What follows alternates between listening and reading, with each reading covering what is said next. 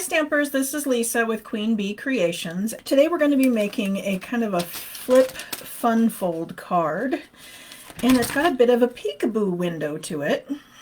And so we're going to be making this card with a peekaboo hole and this little arm that's going to flop out, and it's not really that hard. Again, I try to take things that give a little bit pack of a wow and teach you how to make them stress-free. So again, my name is Lisa. I'm with Queen Bee Creations. I'm an independent Stampin' Up demonstrator, so of course everything I'm using is Stampin' Up related and can be purchased in my online store, and I of course appreciate all of your support. Here's the desk, and like I said, this card is done on thick Whisper White cardstock that is 8.5 by 5.5, scored at 4 1/4.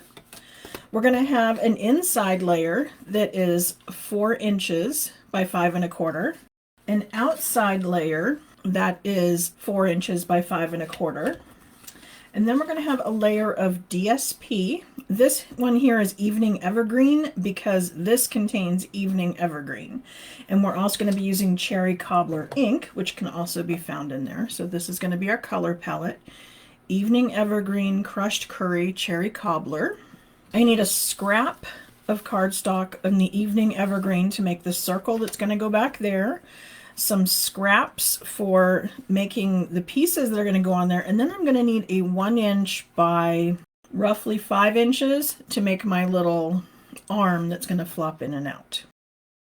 For this card, we're going to start out by adhering our layers, and I'm going to go ahead and adhere around the outside edge, because if I do this, we actually won't need a couple of the scraps, because I have a scrap of white and a scrap of green to make my circles. But if I don't adhere the center, then when I die cut them out, I can reuse those pieces. So I'm using a little more adhesive than normal because I'm not adhering in the middle. Then I'm going to do some stamping. So I'm going to bring in my inside layer, which is going to have our sentiment and some flowers, and then I'm also going to be stamping the flower that's going to go on our arm. So here I have the larger flower and the smaller flower, and then 2 leaves. So I'm going to bring in our Merriest Moments stamp set. And this comes with the Merriest Frames dies, and there's also an embossing folder. And what's really cool about that is the largest die will snap into the embossing folder, and you can cut and emboss at the same time. Can come in very handy. So here's our sentiment. This says, "Together is the merriest place to be." I'm using the grid paper to line it up. I've got our flowers here. You can tell I've been using a lot of red ink. And then we'll do a few leaves. And I'm going to get a tiny block for the inside of the poinsettias. And if you can use a smaller block, it makes it a whole lot easier. I've tried to use, or I actually have used, these teeny tiny stamps with a larger block, and I'm just more likely to dip the corner of the block into my ink pad. So the closer we can keep the stamp to the size of the block, the better off we're going to be for that. Start with Cherry Cobbler, and I've recently re-inked this, so it's going to be really dark. Evening Evergreen. There's 3 different sizes of the leaves and 2 different sizes of the flower. For the center, I'm going to use Crushed Curry.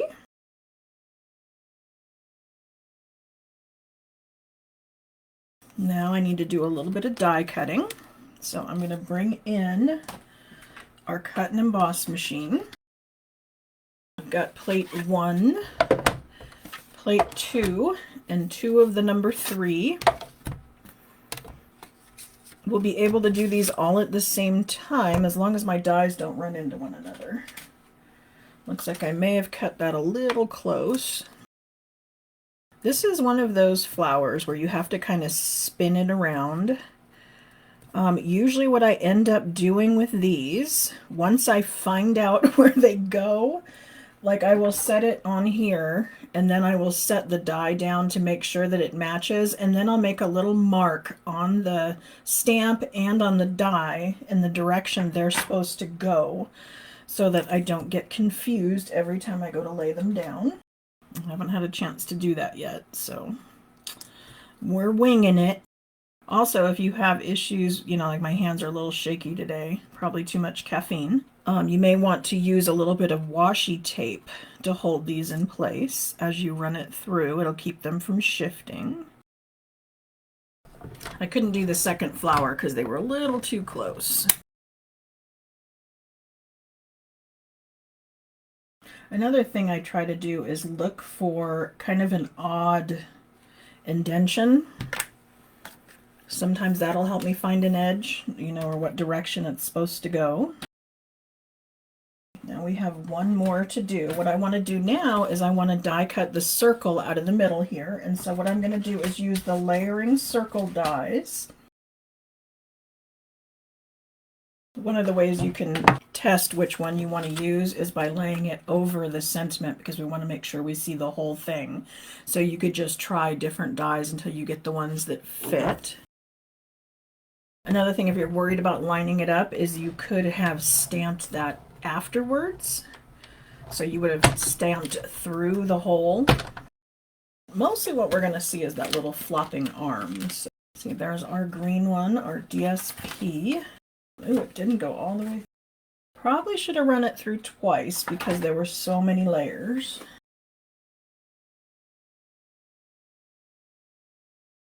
There we go. I think that got it. Yep, there we go.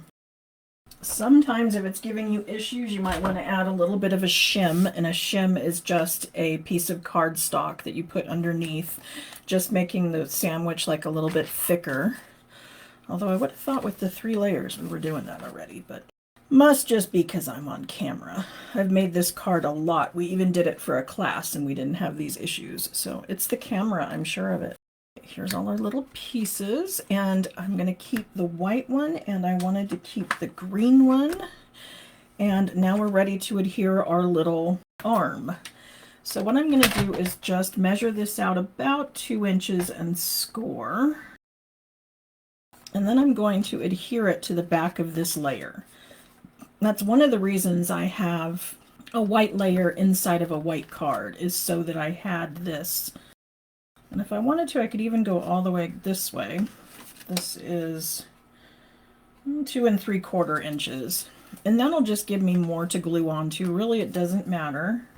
We just need it adhered to our circle and behind this layer.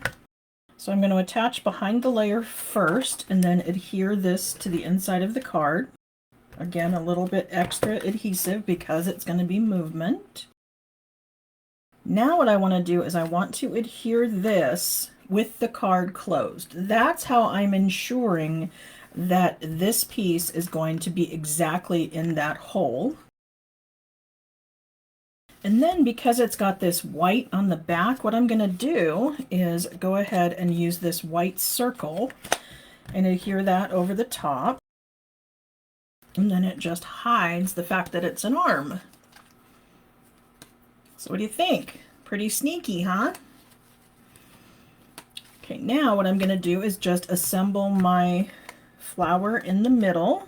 So I just put some adhesive on the back of the flower, and I'm going to try to make sure that my leaves are going to stay within the circle, because we don't want them to hang out over the top, because then it would interfere with the card opening, and we don't want it to do that. Okay, so that one I can go ahead and adhere flat, and then I'm going to put the second one on with a dimensional, and then I'm just going to set this one kind of on point. I'm flipping it so that my leaves are not, or the petals are not one on top of each other. And then if we wanted to, we can add a few rhinestones or a little bit of Wink Stella. The ink was still wet, so if you can see, it kind of blended our circles a little bit. And there we go. There's today's card. What do you think? Pretty simple, right? You could do a little more decorating on the outside if you wanted, add an exterior sentiment, maybe a few more flowers, but I think the DSP is just gorgeous. I think if I did anything to this, what I might do is take a scalloped circle and this same circle and make a ring to go around the outside edge. What do you think? Should that have a ring? So I just want a slightly larger scalloped. Sorry, I painted my fingernails. I've been doing them myself since I started with Gel Moment, and I did a French manicure. I've never had a French manicure before. I've never even had one done, but I did this one all by myself. I was so proud of myself. And it was easy and fast, and there was only the paint layers. There was no top coat, base coat, all that stuff. And it's a gel, so it's going to last over 2 weeks. And then to take it off, we have something called Lift Off, which just kind of, I don't know, disintegrates the polish and makes it lift right off without any acetone. So that's how I did my ring, is I just ran the 2 dies through together. And you have to make sure that the inside one is indeed small enough that it's not going to get, you know, pinched by these little points, because on one of them I did one too small, and look, it made little marks on my die. It didn't ruin it, but it's definitely got little teeth marks into it.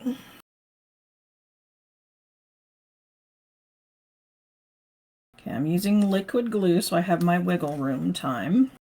And there we go. Now we have our ring. So just give it a little something extra.